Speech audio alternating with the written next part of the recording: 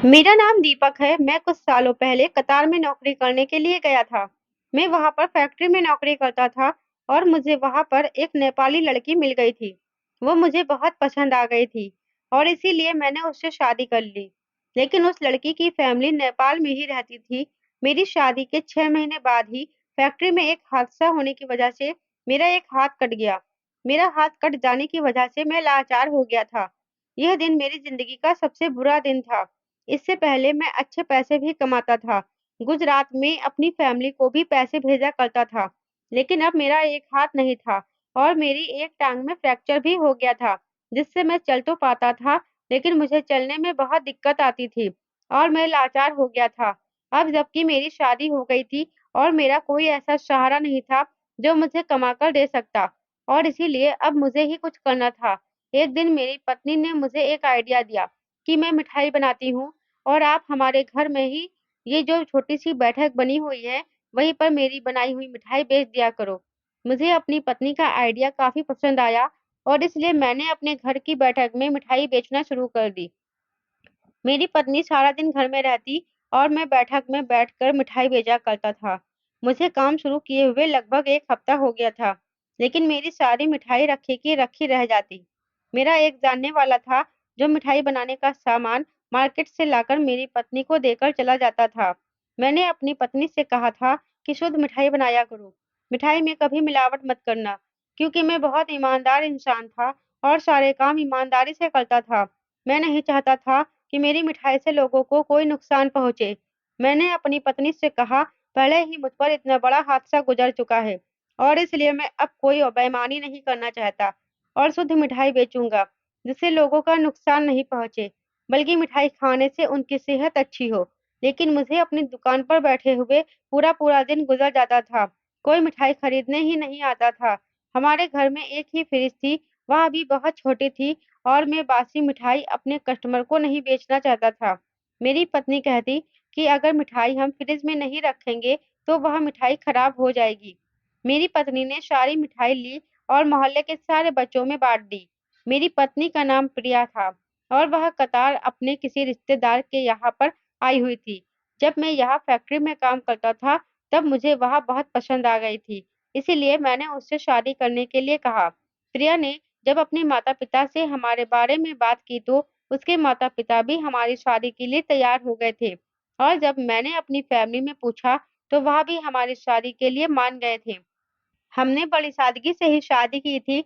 हम दोनों की फैमिली हमारी शादी के लिए कतार आ गई थी। क्योंकि मैं कतार में ही काम करता था, इसलिए मैंने यहाँ पर एक किराए का मकान लिया और अपनी पत्नी के साथ इस किराए के मकान में शिफ्ट हो गया था। मेरी पत्नी हर 6 महीने में यहाँ पर आती-जाती रहती थी, इसलिए वह यहाँ की हर चीज़ को जानती थी और उसे यहाँ के हर रास्ते के बारे में मालूम था। मेरी पत्नी बहुत खूबसूरत थी, मैं भी कोई कम खूबसूरत नहीं था। मैं बहुत स्मार्ट हूँ। मेरे माता-पिता ने प्रिया को कहा भी था कि तुम हमारे साथ चलो, लेकिन वह मेरा साथ छोड़कर कहीं नहीं गई और मेरी शादी के पूरे 6 महीने बाद मेरे साथ ये हादसा हो गया था, जिसकी वजह से मेरा हाथ कट गया और एक टाँग में फ्रैक्चर हो गया। यह कतार में मैं किसी को नहीं जानता था। अब जब मेरे साथ यह हादसा हो गया, तो मेरे माता-पिता ने मुझसे बहुत कहा कि तुम गुजरात वापस आ जाओ, लेकिन मैं गुजरात वापस नहीं जा सकता था। क्योंकि गुजरात में मुझे अपने हिसाब का कोई काम नहीं मिल रहा था, क्योंकि मैं पढ़ा-लिखा नहीं था और मेरा मानना यह है कि अनपढ़ इंसान की कोई वैल्यू नहीं होती। बहुत से ऐसे लोग हैं जिन्हें नौकरी आसानी से नहीं मिल पाती। इसीलिए मैं चुपचाप कतार चला आया था और यहाँ पर एक फैक्ट्री में नौकरी कर रहा था। यहाँ मुझे पैसे अच्छे मिल जाते थे। इस वजह से मेरे घर के हालात भी बेहतर हो गए थे। मेरे माता-पिता भी खुश रहने लगे थे।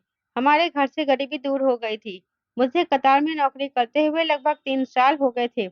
इसीलिए मुझे कतार की ही आदत पड़ गई थी।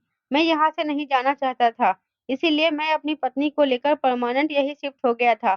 मेरी पत्नी ने भी कहा था कि चलो हम यहाँ से चलते हैं, लेकिन मैं गुजरात जाकर अपने माता-पिता पर बोझ नहीं बनना चाहता था, क्योंकि मेरे माता-पिता भी बूढ़े हो चुके थे। घर में मेरे 2 भैया और भाभियाँ रहती थीं। वह लोग सोचती कि अब यह लाचार हो गया है और हम पर बोझ बनने के लिए हमारे पास आ गया है। इसकी मजबूरी है, इसीलिए यह हमारे पास आ गया है। लेकिन मैं तो बहुत ईमानदार और खुददार इंसान था, इसलिए मैं किसी का सहारा नहीं लेना चाहता था। मैंने अपनी पत्नी से कहा, मैं नहीं जाऊँगा और यहीं पर रहकर दूसरा काम कर लूँगा। अभी मेरी टाँग का फ्रैक्चर भी ठीक नहीं हुआ था। फिर मैं बैठकर मिठाई बेचने लगा था। मैं बहुत मजबूर और लाचार हो गया था। मैं मिठाई बेचने की कोशिश करता था, लेकिन मेरी मिठाई बिक ही नहीं रही थी। बची हुई मिठाई तो हमें बच्चों में बाँटना पड़ जाता था। मैं बहुत परेशान था। पूरे 1 हफ्ते की मिठाई रोज़ बच्चों में बाँटनी पड़ रही थी। मैं बहुत परेशान था, क्योंकि इस तरह से तो कुछ नहीं होने वाला था। जो मेरे जुड़े हुए पैसे थे, वह मिठाई के सामान में खर्च हो चुके थे। अब मैं बहुत परेशान हो गया था। मेरे पास जुड़े हुए पैसे भी नहीं बचे थे। मेरी पत्नी बहुत अच्छी थी, वह मेरा बहुत ख़्याल रखती थी और बड़ी मेहनत से मिठाई तैयार करती थी। इस हादसे के बावजूद भी वह मेरी बहुत मदद कर रही थी। उसने मुझसे वादा किया था कि वह मुझे छोड़कर कभी नहीं जाएगी और हमेशा इसी तरह से मेरा साथ देगी। मैं तो बिल्कुल लाचार हो गया था, इसीलिए मेरे सारे काम भी वही किया करती थी। उसे घर के काम भी करने होते थे, मेरे काम भी करने होते थे और अब तो वह मिठाई भी बनाने लगी थी। मेरी पत्नी सच में बहुत अच्छी औरत थी, वह बहुत सीधी और मेहनती थी। इस मुश्किल घड़ी में मेरा बहुत साथ दे रही थी। अगले दिन भी यही हुआ कि मेरी मिठाई नहीं बिक सकी और खराब होने के डर से मेरी पत्नी ने उसे बच्चों में बाँट दिया। मेरी पत्नी कहने लगी, इस तरह से तो रोज़ हमारा नुकसान होता चला जा रहा है और अब आगे मिठाई के लिए हमारे पास पैसे भी नहीं बचे हैं। इस तरह से कैसे काम चलेगा और हमारे आने वाली ज़िंदगी कैसे गुज़रेगी? मैं भी बहुत ज़्यादा परेशान हो गया था। मेरे पास अपनी पत्नी के सवाल का कोई जवाब मौजूद नहीं था। अपनी पत्नी से बात करते-करते मेरी आँखों में आँसू आ गए थे और फिर मेरी पत्नी भी रोने लगी थी। मेरी पत्नी मुझे तसल्ली देने लगी, कहने लगी, "फ़िक्र मत करो, सब कुछ ठीक हो जाएगा। भगवान सब ठीक कर देगा। आप परेशान क्यों होते हो? मैं हूँ ना आपके साथ, सब कुछ ठीक हो जाएगा।" मेरी पत्नी बहुत ज़्यादा खूबसूरत थी, इसीलिए उसे देखकर तो मुझे कभी यह अफ़सोस होता था कि कहीं मेरी पत्नी यह ना सोचे कि मैं अब उसके काबिल नहीं रहा और मुझे यह डर लगने लगा था कि कहीं मेरी पत्नी मुझे छोड़कर ना चली जाए। लेकिन मेरी पत्नी कहती थी कि तुम फ़िक्र मत करो, मैं सब कुछ ठीक कर दूँगा। मैं हमेशा आपका साथ दूँगी और कभी बुरे हालात में आपको छोड़कर अकेला नहीं जाऊँगी। लेकिन आगे क्या होगा? अब मुझे इसी बात की टेंशन रहने लगी थी। फिर मेरी पत्नी ने मुझे एक सॉल्यूशन बताया, जिसे सुनकर मैं नाराज़ भी हो गया था। मैंने अपनी पत्नी से कहा कि मैं नहीं चाहता कि मेरी पत्नी को दूसरा कोई मर्द देखे तो तुम्हें कोई ज़रूरत नहीं है। मेरी पत्नी कहना चाह रही थी कि मैं तुम्हारी जगह मिठाई बेचती हूँ। मैंने कहा कि मुझे यह बात पसंद नहीं कि तुम दुकान पर बैठकर मिठाई भेजो और दूसरे मर्द आकर तुम्हारी तरफ नज़र डालें। यह बात मुझे बिल्कुल पसंद नहीं और यह आइडिया तुम्हारे दिमाग में आखिर कहाँ से आया? मैंने कहा, मैं ऐसा कभी नहीं होने दूँगा और तुम्हें कभी दुकान पर बैठने की परमिशन नहीं दूँगा। मेरी पत्नी कहने लगी, ये हमारी दुकान नहीं है, बल्कि ये तो हमारे घर में बना हुआ छोटा-सा कमरा है और मुझे कहीं दूसरी जगह तो नहीं जाना। अपने घर में बैठकर ही तो मिठाई बेचनी है, लेकिन मैं आगे नहीं बैठूँगी, मैं साइड में होकर बैठ जाया करूँगी। मोहल्ले की औरतों को अगर पता चलेगा कि इस दुकान पर औरत बैठकर मिठाई बेचती है, तो आदमियों के साथ-साथ औरतें भी मिठाई लेने आया करेंगी। मर्द तो ज़्यादातर नौकरी पर चले जाते हैं, इसीलिए औरतों को मिठाई की ज़रूरत होती होगी। तो वह खुद ही आकर लेकर जाया करेंगी। मेरी पत्नी की यह बात तो बिल्कुल सही थी कि औरत को देखकर औरतें दुकान से मिठाई लेकर चली जाएगी और हमारे मोहल्ले में वैसे भी औरतों को सामान लेने की बहुत दिक्कत होती थी और यह बात भी सही थी कि यह कोई दुकान नहीं है, बल्कि ये तो हमारे घर का कमरा था और मेरी पत्नी अपने घर में ही तो बैठेगी। लेकिन पता नहीं क्यों, फिर भी मुझे यह बात पसंद नहीं आ रही थी। लेकिन हालात के बारे में सोचते हुए मैंने अपनी पत्नी को परमिशन दे दी। फिर अगले दिन मुझे खबर मिली कि नेपाल से मेरी पत्नी की बहन रिंकी आ रही है। वह मेरी तबीयत देखने के लिए आ रही थी। वह कुछ देर अपनी बहन के साथ बैठी रही, उसके बाद मेरे पास आकर बैठकर मेरे से बातें करती रही। रिंकी मेरी पत्नी की बड़ी बहन थी। मेरी पत्नी ने अपनी बहन को हमारे घर की परेशानी भरे हालात के बारे में सुनाना शुरू कर दिया। मैं यही सोच रहा था कि मेरी साली क्या सोचेगी कि यह लड़का हमारी बहन को परेशान करके रखा हुआ है। जब मेरी पत्नी ने अपनी बहन को बताया कि वह मिठाई की दुकान पर बैठना चाहती है, तो उसकी बहन को भी इस बात पर कोई ऐतराज़ नहीं हुआ। वह कहने लगी, अगर यह दुकान पर बैठ जाएगी तो कोई बात नहीं है और वैसे भी पत्नी ही तो पति के बुरे हालात के वक़्त पे काम आती है। अगर वह आपका साथ दे रही है तो इसमें क्या बुरी बात है? और फिर अगर आपकी पत्नी ही आपका साथ नहीं देगी, तो फिर आपका साथ कौन देगा? क्योंकि इस अनजान शहर में आपका कोई भी नहीं है। मैं तो अभी भी आपसे यही कहती हूँ कि आप इस शहर से गुजरात अपने माता-पिता के पास चले जाओ। अगर आपको अच्छा नहीं लगता प्रिया को दुकान पर बैठाना तो फिर आपको जो ठीक लगे आप वहाँ कर लो। आप दोनों को अपनी मर्जी के मुताबिक जैसा ठीक लगे वैसा कर सकते हो। हमें तो कोई परेशानी नहीं है। हम इस बारे में किसी को नहीं बताएंगे कि प्रिया दुकान पर बैठती है। मेरी साली ने मुझे अच्छी तरह से समझा दिया था। फिर मैंने सोचा कि चलो मैं अपनी पत्नी को परमिशन दे ही देता हूँ। मेरी साली 2 दिन हमारे घर ठहरकर जाने लगी तो जाते जाते उसने अपनी बहन से कहा कि वह अगले महीने फिर से हमारे घर आएगी। मैंने अपनी पत्नी से कहा कि सब ठीक तो है, तुम्हारी बहन इतनी जल्दी नेपाल से कतार क्यों आएगी? तुम्हें उससे कोई पर्सनल काम है क्या? या फिर तुम्हारी बहन को तुमसे कोई काम है? तो मेरी पत्नी कहने लगी, नहीं ऐसी कोई बात नहीं है। दरअसल मेरी दीदी का देवर यहाँ पर काम करता है, इसीलिए वह अपने देवर के पास कभी-कभी आ जाती है। इसीलिए वह कहने लगी कि कभी-कभी हमसे भी मिलने आ जाया करेगी।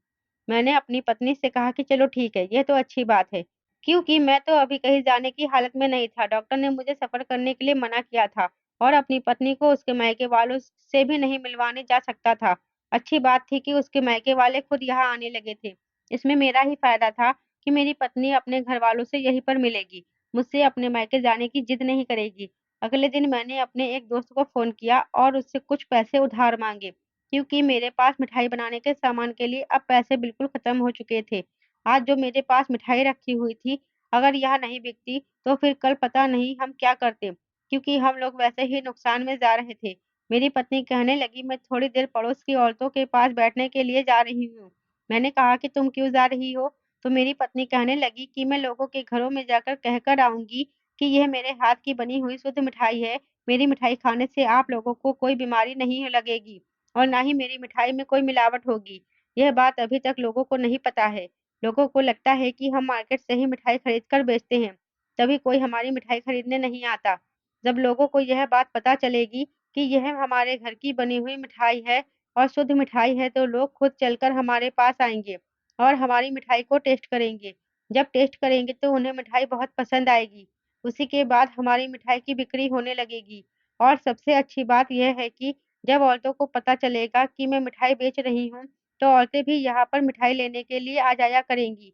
हमें अपनी मिठाई की थोड़ी बहुत पब्लिसिटी तो करनी ही होगी ना, तभी तो हमारा काम चलेगा। मेरी पत्नी सिर्फ हमारे मोहल्ले के ही कुछ घरों में गई थी, उसके बाद वापस आ गई। और उसके बाद मेरी पत्नी कहने लगी कि आप मेरे लिए भगवान से प्रार्थना करो कि आज यह मिठाई बिक जाए, सब कुछ ठीक हो जाएगा, हमारे घर के हालात भी बेहतर हो जाएंगे। थोड़ी देर के बाद मेरी पत्नी मिठाई की दुकान पर बैठ गई। एक कस्टमर औरत आई तो मेरी पत्नी ने उसे मिठाई दी। वह औरत लगभग 2 किलो मिठाई खरीद कर ले गई थी। मेरी पत्नी इस बात से बहुत खुश हुई। मैंने उससे कहा कि एक कस्टमर से काम नहीं चलेगा। आज अगर हमारी यह सारी मिठाई नहीं बिकी तो फिर हमें यह मिठाई बच्चों को में बाँटनी पड़ेगी और कल की मिठाई बनाने के लिए हमारे पास पैसे नहीं बचेंगे। भगवान से यही प्रार्थना करता हूँ कि आज हमारी मिठाइयाँ सारी बिक जाएँ, ताकि हम नुकसान में ना जाएँ। मैं बैठे-बैठे बहुत थक गया था और टेंशन की वजह से मेरे सर में बहुत दर्द भी हो रहा था। इसीलिए मैं आराम करने के लिए कुछ देर अपने कमरे में जाकर लेट गया और अपनी पत्नी से कहा कि तुम दुकान पर ध्यान देना। मैं जब तक आराम करने के लिए लेट जाता हूँ, तो मुझे नींद आ गई। अचानक जब मेरी आँख खुली, तो मुझे सोते हुए 2 घंटे हो गए थे। मैं घबरा कर उठा और अपनी दुकान पर आ गया। मैं यही सोच रहा था कि आज भी मिठाई नहीं बिकी होगी। मैं बैठक में गया और अपनी पत्नी से कहने लगा, क्या हुआ आज की भी मिठाई नहीं बिकी ना? तो मेरी पत्नी खड़ी हुई और मुस्कुराने लगी। कहने लगी, नहीं, ऐसा कुछ नहीं है। आज मैंने सारी मिठाई बेच दी है। मेरी पत्नी ने सारे पैसे उठाए और मेरी तरफ बढ़ाने लगी। मुझे तो यह सब देखकर बड़ी हैरानी हुई। मैंने दुकान की तरफ नज़र घुमाई तो दुकान की सारी मिठाई खत्म हो चुकी थी। यह बात सच थी कि मेरी पत्नी ने सारी मिठाई बेच दी थी और वह उसी की बिकी हुई मिठाई के पैसे मुझे दे रही थी। मैं हैरान रह गया था कि इन 3-4 घंटे में मेरी दुकान खाली हो गई थी। मेरी दुकान की सारी मिठाई बिक चुकी थी। मुझे लगा कि मेरी पत्नी मज़ाक कर रही है या फिर मैं कोई सपना देख रहा हूँ। लेकिन जब मैंने दुकान की तरफ देखा तब यकीन करने के अलावा कोई और चारा भी नहीं था। मिठाई के सारे बर्तन खाली पड़े हुए थे और पैसे भी उतने ही थे जितनी आज की सारी मिठाई के बनते थे।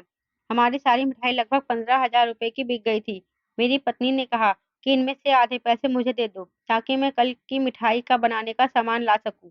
मैंने आधे पैसे अपनी पत्नी को दे दिए और मेरी पत्नी खुद सामान लेने के लिए घर से निकल गई। मैं बड़ा हैरान था कि आज हमारी सारी मिठाई बिक गई थी। अब हर दिन ऐसा ही होने लगा था। जब मेरी पत्नी दुकान पर मिठाई बेचने के लिए बैठती, तो सारी मिठाई बिक जाती थी। मेरी पत्नी के पास औरतें और मर्द दोनों ही मिठाई खरीदने के लिए आते थे। लोग काफ़ी खुशी-खुशी मिठाई लेकर जाने लगे थे और हमारी मिठाई की दुकान पर भीड़ लगने लगी थी। हमारे घर के हालात सुधरने लगे थे। हमारे पास काफ़ी पैसा इकट्ठा रहने लगा था। इसके बाद मेरी पत्नी ज़्यादा सामान लेकर आई और ये सारी रात किचन में खड़े होकर मिठाई बनाती। लेकिन मेरी पत्नी डिब्बे में ही मिठाई रखकर उसको पैक कर दिया करती। मेरी पत्नी का कहना था कि हम कस्टमर को खुली हुई मिठाई नहीं देना चाहते, क्योंकि खुली हुई मिठाई पर कीड़े बैठते हैं, जिनसे बीमारियां फैलती है। मेरी पत्नी भी बहुत समझदार हो गई थी। हमें लगभग 5 महीने हो गए थे, लेकिन हर महीने मेरी साली भी आती थी। वह हमारे इस काम में बहुत खुश थी। मेरी साली खुशी-खुशी कहने लगी कि हमें बहुत खुशी है कि आपके घर के हालात बदल गए हैं और आप दोनों ने मेहनत करके अपने घर की गरीबी को खत्म कर दिया है। वरना तो लोग इस तरह का हादसा हो जाने के बाद अपने अंदर की हिम्मत को खत्म कर देते हैं और अपने रिश्तेदारों से उम्मीद लगाने लगते हैं। आप दोनों ने तो खुद मेहनत करके सब कुछ ठीक कर लिया है। यह तो बहुत अच्छी बात है। मेरी साली बहुत खुश हुई थी। वह हर महीने हमारे घर आने लगी थी। एक दिन मेरी साली घर आई हुई थी और वह दोनों दूसरे कमरे में बैठी हुई आपस में बातें कर रही थी। तभी अचानक मैं उनके कमरे में चला गया। मैंने देखा कि मेरी साली अपनी बहन को एक छोटा-सा कट्टा दे रही थी।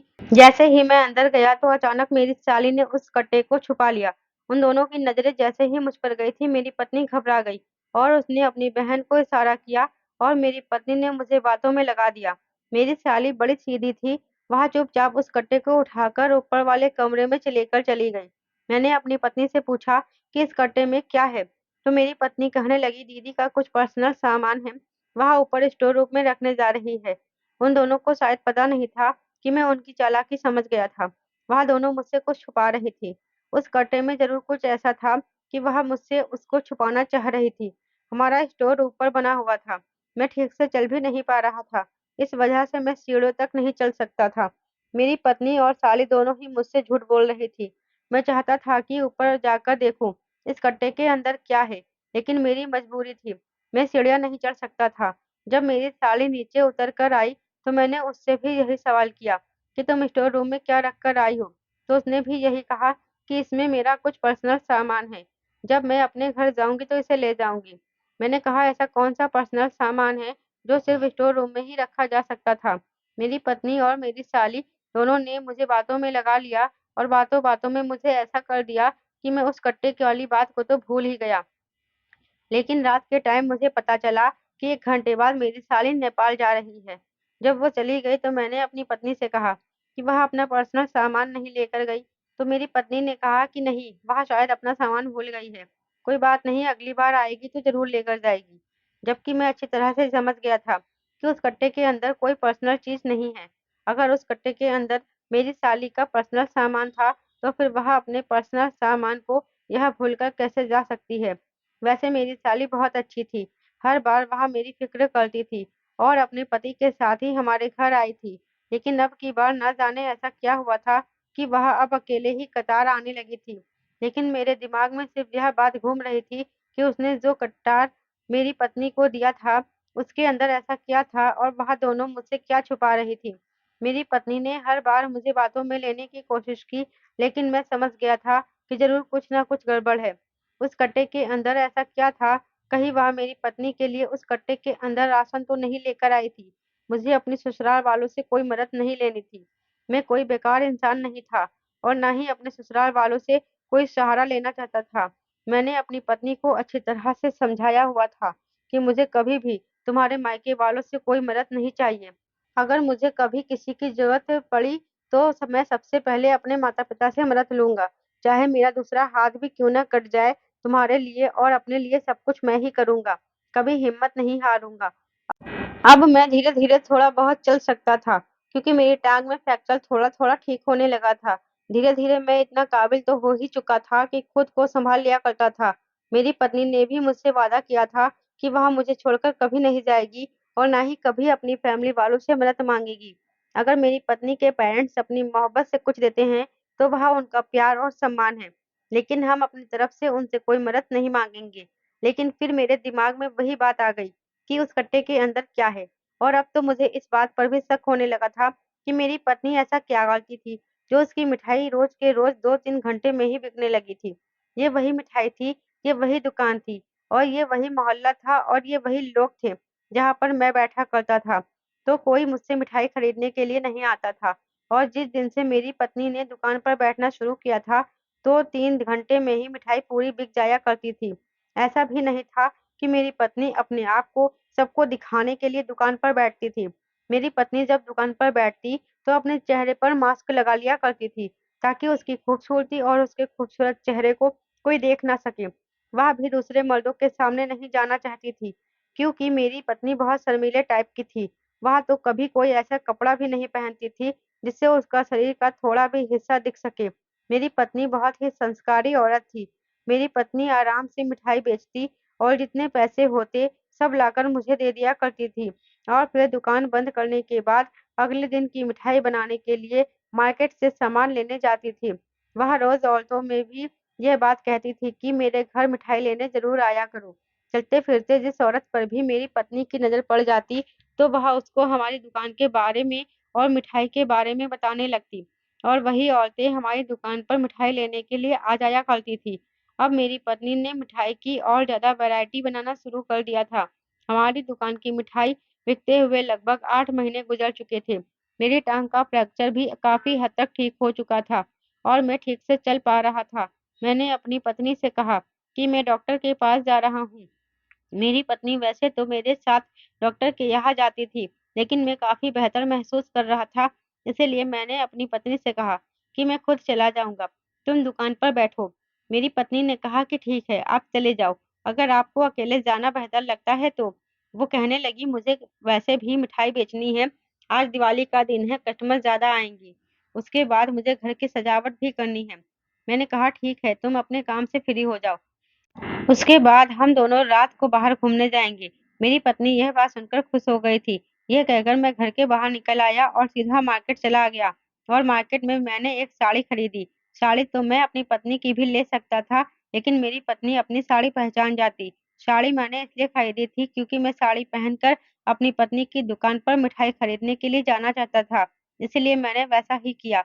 मैंने एक सुनसान जगह पर खड़े होकर साड़ी पहन ली। घूंघट डालकर अपने चेहरे को अच्छी तरह से छुपा लिया। मैं बड़ी खामोशी से अपनी पत्नी की दुकान पर आ गया था और अपने आप को इस तरह से कर लिया था कि कहीं मेरी पत्नी मुझे पहचान न जाए। मैं औरत जैसी आवाज़ निकाल रहा था कि मुझे 1 किलो मिठाई चाहिए। ऐसा मैं इसलिए कह रहा था क्योंकि मुझे यह जानना था कि कहीं मेरी पत्नी कोई गड़बड़ तो नहीं कर रही है। अगर उसने मुझसे पैसे ले लिए और मुझे मिठाई दे दी तो मैं समझ जाऊँगा कि मामला क्या है। वैसे मुझे अपनी पत्नी को ज़्यादा शक नहीं करना चाहिए था, लेकिन शक करना भी ज़रूरी था, क्योंकि मैं भी तो उसी दुकान पर बैठा करता था, जिस पर मेरी पत्नी बैठ रही थी। फिर मुझसे क्यों मिठाई नहीं बिक रही थी और मेरी पत्नी से क्यों खरीदा जा रहा था? बस यही बात मुझे परेशान कर रही थी और यही सब जानने के लिए मैं साड़ी पहनकर औरत के रूप में अपनी पत्नी के पास मिठाई लेने के लिए आया था। इसलिए मेरी पत्नी को भी यही लगता कि मैं एक औरत हूँ। तभी अचानक मेरी पत्नी ने कहा कि आपको 1 किलो मिठाई पैक कर दी है। इसके अलावा वह आपको कितनी देनी है? मैंने कहा कि क्या कितनी देनी है?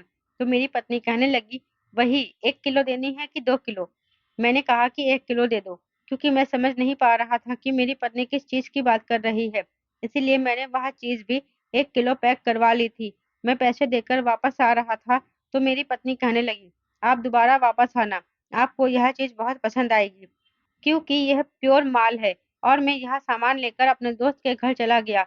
वहाँ जाकर दोस्त के कमरे में बैठकर जब वह सामान खोला, तो मिठाई के डिब्बे में तो मिठाई ही मौजूद थी, लेकिन जब मैंने दूसरा वाला डिब्बा खोला, तो मैं हैरान रह गया कि इस डिब्बे के अंदर तो 1 किलो फिटकरी मौजूद थी।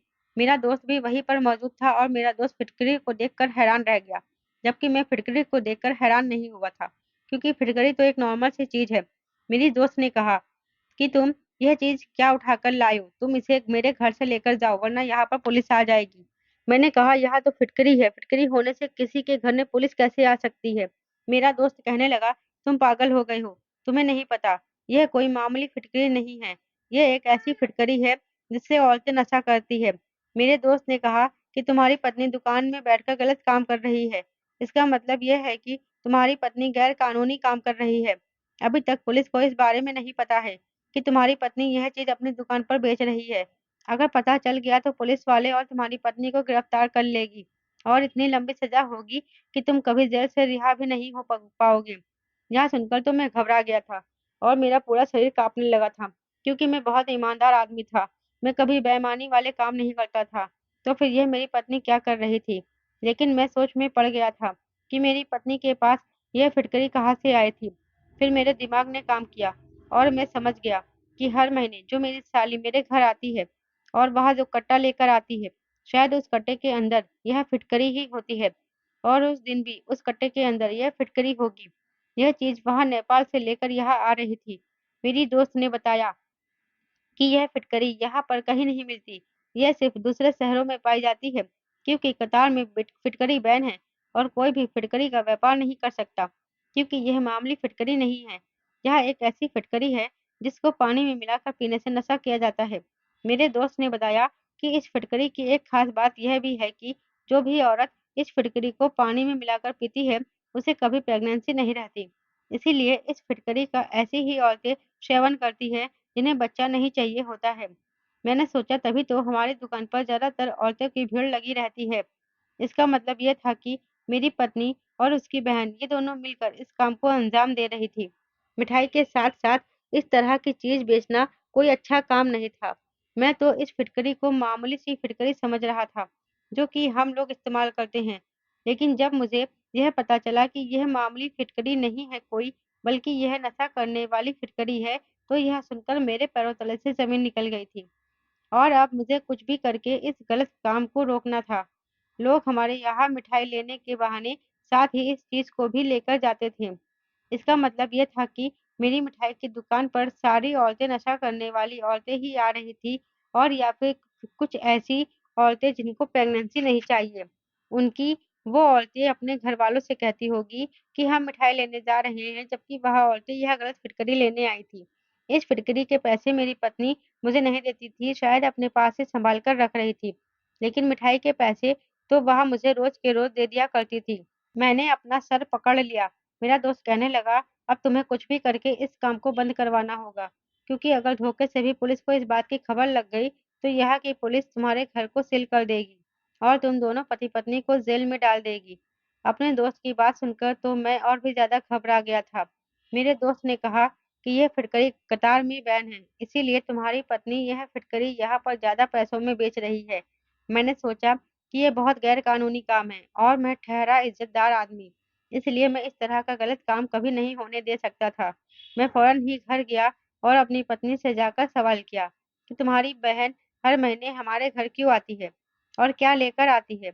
मेरे सवाल सुनकर मेरी पत्नी चौंक गई और कहने लगी, दीदी तो मेरे लिए कुछ भी नहीं लाती और वह सिर्फ मुझसे मिलने के लिए हर महीने मेरे घर आती है। मेरी पत्नी साफ झूठ बोल रही थी। मैंने अपनी पत्नी को सारी बात बता दी और कहा कि आज मैंने भेस बदलकर तुम्हारी सच्चाई जान ली है कि तुम क्या बेचती हो।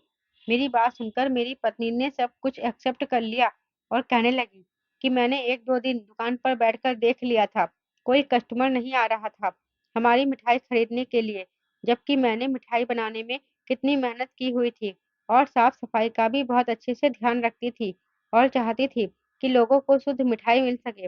मैं लोगों को यकीन दिलाया कि हमारी मिठाई शुद्ध मिठाई है, में किसी तरह की कोई मिलावट नहीं है, लेकिन किसी को मेरी बात पर यकीन नहीं आया और कोई कस्टमर भी हमारी दुकान पर मिठाई खरीदने के लिए नहीं आया और हमारा भी नुकसान होता चला जा रहा था। मैं बहुत परेशान हो गई थी। फिर एक दिन मैंने किसी से सुना कि यहाँ पर फिटकरी बैन है, क्योंकि यहाँ की फिटकरी से नशा किया जाता है और औरतें फिटकरी का इस्तेमाल प्रेगनेंसी रोकने के लिए भी करती है।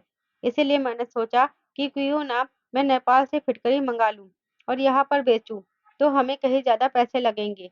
मैंने अपनी बहन को फ़ोन किया और इस फिटकरी का नाम बताया, तो मेरी बहन नेपाल से यहाँ फिटकरी लेकर यहाँ आ गई और यही वजह है कि दूसरे शहर में फिटकरी सस्ती मिलती है और हमारे शहर में फिटकरी महँगी। इसीलिए हर महीने मेरी बहन कट्टे में भरकर फिटकरी लेकर आ जाती थी। मेरी पत्नी कहने लगी कि इसमें कौन-सी बुरी बात है? ये फिटकरी यहाँ के लोगों के लिए सोना है और वह लोग हमसे सोने के भाव ही खरीदते हैं, जबकि हम यहाँ फिटकरी नेपाल में सस्ती पड़ती है। मैंने अपनी पत्नी को डाँट लगाई और कहा कि तुम इस गलत चीज़ की तारीफ़ कर रही हो। तुम्हें शर्म नहीं आती इस तरह का काम करते हुए? मेरी पत्नी कहने लगी कि अगर हमें फिटकरी बेचने से फायदा हो रहा है तो इसमें कौन सी बड़ी बात है। मैंने पत्नी से कहा, हमारी वजह से लोग नशा कर रहे हैं। सरकार ने कतार में फिटकरी को इसलिए बैन किया है क्योंकि यह के लोग गलत संगत में जा रहे थे, और यही काम अगर तुम करोगी तो यह के लोग फिर से गलत संगत में जाएंगे। तुम्हें पता है कि इस चीज का नशा करने से इंसान की मौत भी हो सकती है, लेकिन मैं तुम्हें यह काम हरगिज नहीं करने दूंगा। मैंने अपनी पत्नी से कहा कि अगर मेरे भाग्य में पैसा होगा तो मुझे पैसा मिल जाएगा, लेकिन ऐसे गलत तरीके से मुझे पैसा कभी नहीं कमाना। आज के बाद तुम यह काम नहीं करोगी, और अगर तुमने यह काम किया तो मैं तुम्हें खुद पुलिस के हवाले कर दूंगा। मेरी यह बात सुनकर मेरी पत्नी घबरा गई थी। कहने लगी कि हमारे घर में तो बहुत सारी फिटकरी मौजूद है, अब मैं इसका क्या करूंगी। मैंने कहा, तो सबको आग में जला देना, ताकि इस फिटकरी के बारे में किसी को पता न चल सके। मैंने अपनी पत्नी को बताया कि इस फिटकरी को बेचने की सजा सिर्फ जेल है, और उसके तो जमानत भी नहीं होगी। मेरी पत्नी बुरी तरह से डर गई थी, और उसने वह सारी फिटकरी जलाकर राख कर दी थी। मेरी पत्नी ने अपनी बहन से भी फिटकरी लाने के लिए मना कर दिया था। मेरी टांग का फ्रैक्चर काफी हद तक बेहतर हो गया था, इसलिए मैंने वॉचमैन की नौकरी करने के लिए सोचा। क्योंकि मेरी दोनों टांगें तो ठीक हो गई थी और मेरा एक हाथ भी ठीक था, इसलिए मैं बैठे बैठे वॉचमैन की नौकरी कर सकता था। और अब मैं एक स्कूल में वॉचमैन हूँ, वहां पर मुझे अच्छी सैलरी मिलती है। भगवान का लाख लाख शुक्र है कि इस फिटकरी के बारे में किसी को कुछ पता नहीं चला था।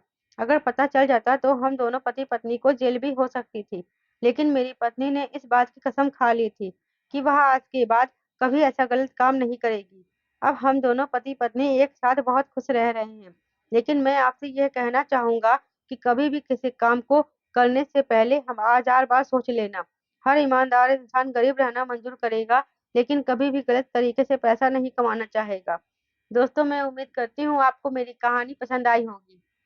दोस्तों, कहानी पसंद आई है तो वीडियो को लाइक शेयर करना, चैनल पर नए हैं तो चैनल को सब्सक्राइब करना, साथ ही बेल आइकन को प्रेस करना, जिससे वीडियो की अगली अपडेट सबसे पहले आपको मिले।